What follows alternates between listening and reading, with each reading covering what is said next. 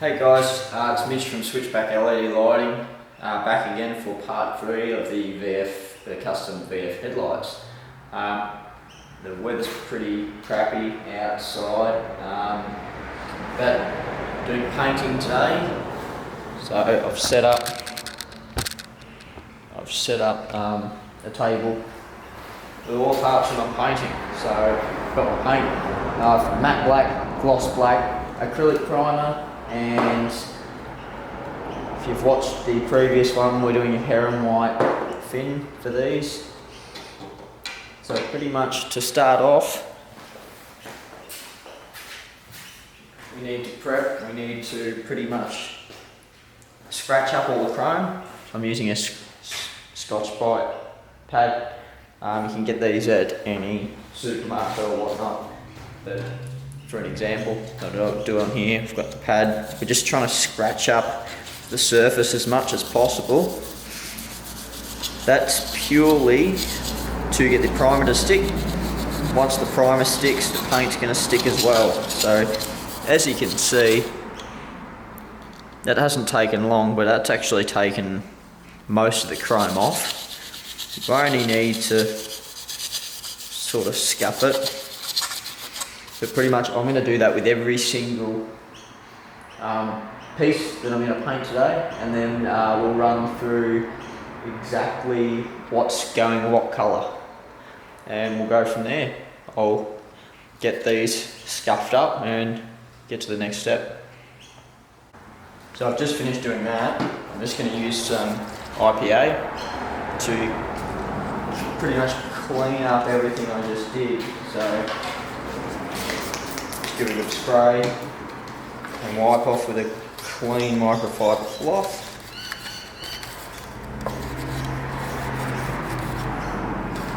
That is good. Did that with all our pieces. Make sure that all the dust and whatnot's out of there.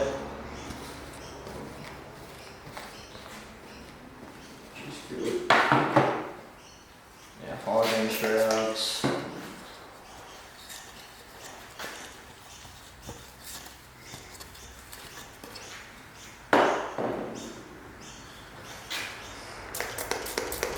So our first run around with the paint's going to be the primer. I'm going to put primer on every single bit.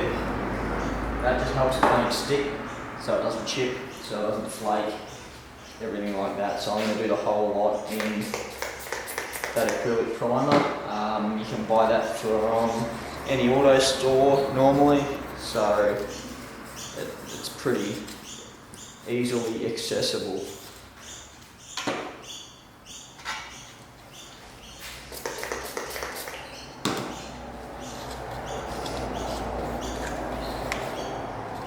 Careful with these have got flimsy bits on them.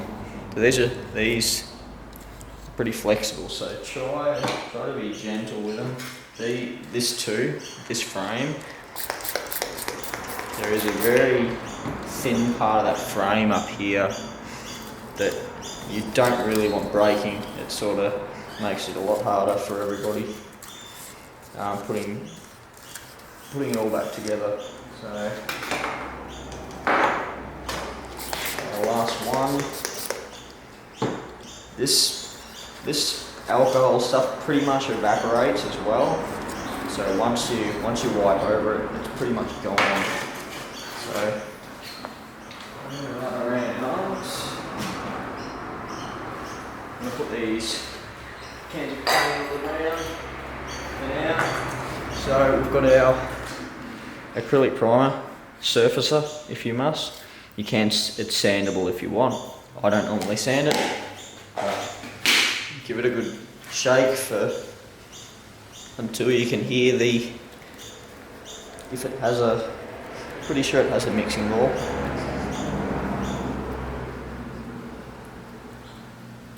Maybe it doesn't. Make sure you shake it anyway. Mix the paint around. And we're just going to do a light coat. I'm going to try and do this. I might move the camera back so I don't get paint all over it. And zoom in a touch. I'm just going to do a light coat to start off with, just a light coat around all of it.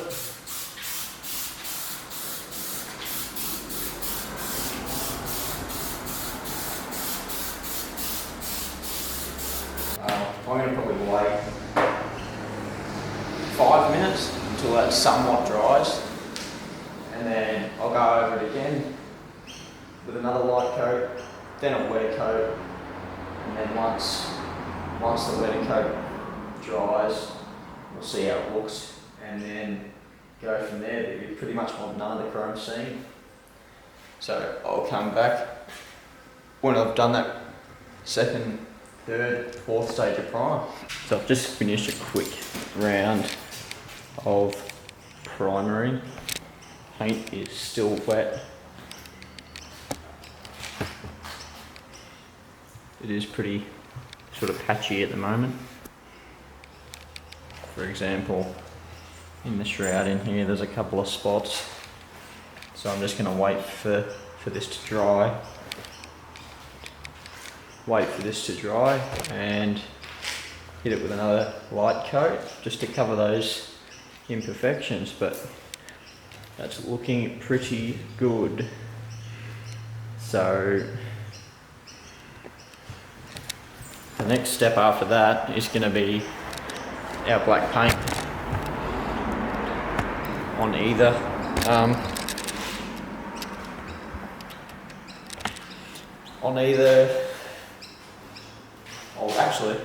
right now I'll run through what's getting painted white so everyone's on board. So these frames, they're both getting painted gloss black. Obviously these shrouds are actually going to be heron white, as I was saying before. Our indicator, casing, lenses sort of things, these two are going to be painted gloss black. Gloss black only so it's reflective for your indicators and they can still be seen when you indicate. Now these two here, these are going to be painted matte black. I just find matte blacks not as noticeable. You'll see why we don't really want these noticeable shortly, probably in the next episode when we put the projector in. But pretty much when this is all finished, I'll probably do the gloss blacks first. I'll probably do the gloss blacks and matte blacks at the same time. I'll get rid of these shrouds off here because white and black paint don't exactly like being painted next to, because we'll get white on the black or black on the white, so I'll separate them. I'll do the rest of them first and then we'll paint the heron white, and I've also got a clear coat if we need it for the heron white as well, so it's nice and glossy. So I'll let this dry off and I'll give it another spray of the primer in the bits that need it, and then let that dry and get to the next step. Alright, we are back. I've done the last coat of the primer and it's pretty much dry. Pretty much dry to touch by the looks. And so what I'm going to do now is get rid of these two. I'm going to move these. I'm going to finish these later.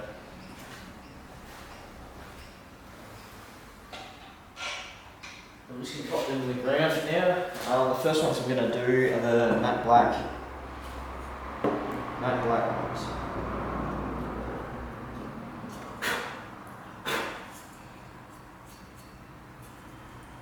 Bit of hair in there. Okay. So I've got some Motor Tech. This is the matte black. So I'm going to use that. And our high beam shrouds. Same as before. First light coat, second heavy air coat, and then if it needs any more, we'll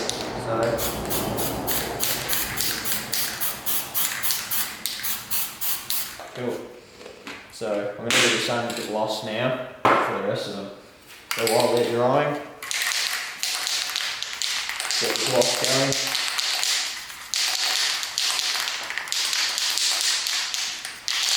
Shake the pans well, mix the paint if they've been sitting there a while.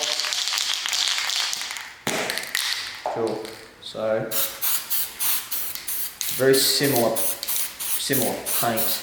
Alright, so I've just done the final coat of the gloss and the final coat of the matte, which is still wet. As you can see, the gloss has turned out pretty well. I'm very happy with how that's turned out. So what we'll do now is shine a light. Normally shine a light on this bit here, just to make sure I haven't missed any bits. Just to make sure I haven't missed any bits and make sure there's no chrome reflecting, pretty much. But that's that. So I'm going to probably move these to another location to dry. Once they're dry, we can get the shrouds up and we can get them painted. And now for the last part in the painting section of this, I suppose, series, I'm going to do the shrouds. So these shrouds will be hair and white, as I've said. Hair and white's a VF colour, a Holden colour, I should say, GM colour, sorry. The customer wants these shrouds this colour because his car's hair and white. So this is, the paint code is 679F, and this is an acrylic style paint. Because it's not actually going to be outside, it'll be behind a UV protected lens. This is fine to use. So shake them up. I haven't used it in a while.